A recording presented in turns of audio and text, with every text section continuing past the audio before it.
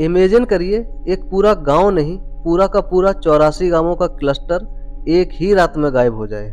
ना कोई लाश मिली, ना कोई सामान छूटा, और जाते जाते लोग ये कहें अब यहाँ कोई दोबारा नहीं बस पाएगा। पर मजे की बात यह है कि सच में आज तक कोई नहीं बस पाया। क्या कोई ये श्राप है, या कोई भूतिया कहानी है, या फिर इसके पीछे एक साफ सुथरी पॉलिटिकल स्कीम थी? आज हम बात करेंगे राजस्थान के सबसे रहस्यमयी गांव कुलधरा की, जो हॉन्टेड विलेज के नाम से मशहूर है। लेकिन असल में ये है क्या? कुलधरा गांव राजस्थान के जैसलमेर जिले में स्थित है।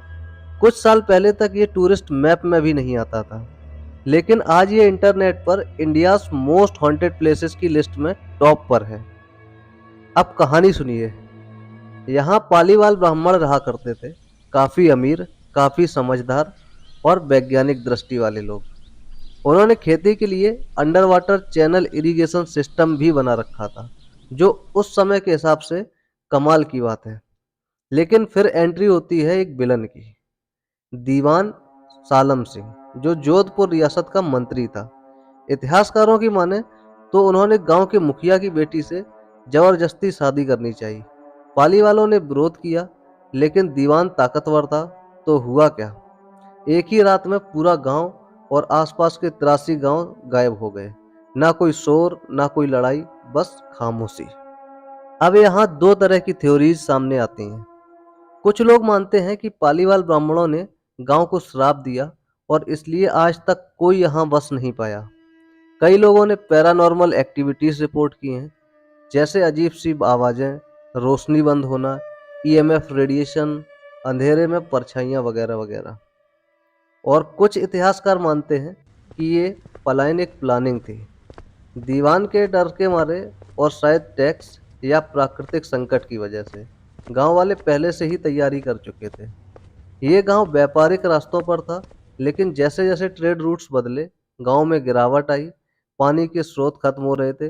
अब सोचिए, अगर इतने एडवांस लोग थे तो क्या वे श्राप देकर चले जाएंगे, या फिर समय और परिस्थिति को समझकर प्रैक्टिकल तरीका अपनाएंगे? आज एएसआई यानी आर्कियोलॉजिकल सर्वे ऑफ इंडिया इस गांव की देखरेख करता है।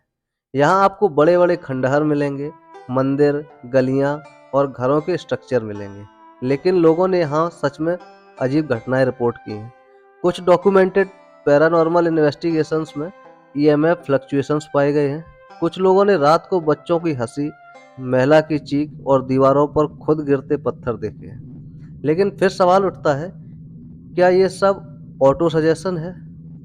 मतलब जब आपको पहले से कह दिया जाए कि कोई जगह डरावनी है, तो दिमाग वही महसूस करने लगता है। चलिए अब थोड़ा क्रिटिकल थिंकिंग करते हैं। क्या इस गांव को हॉन्टेड ब्रांडिंग देना टूरिज्म प्लान का हिस्सा हो सकता है? सोचिए, एक सुनसान गांव, एएसआई की प्रोटेक्शन, पैरानॉर्मल स्टोरीज वायरल हो रही हैं, और हर साल लाखों टूरिस्ट आ रहे हैं। स्कैरी स्टोरी बेचती हैं, फियर सेल्स। और कुलधरा इसका परफेक्ट एग्जाम्पल है। तो कुल मिलाकर कुलधरा की कहानी हमें इतिहास, संस्कृति, राजनीति और सामाजिक विद्रोह सब सिखाती है।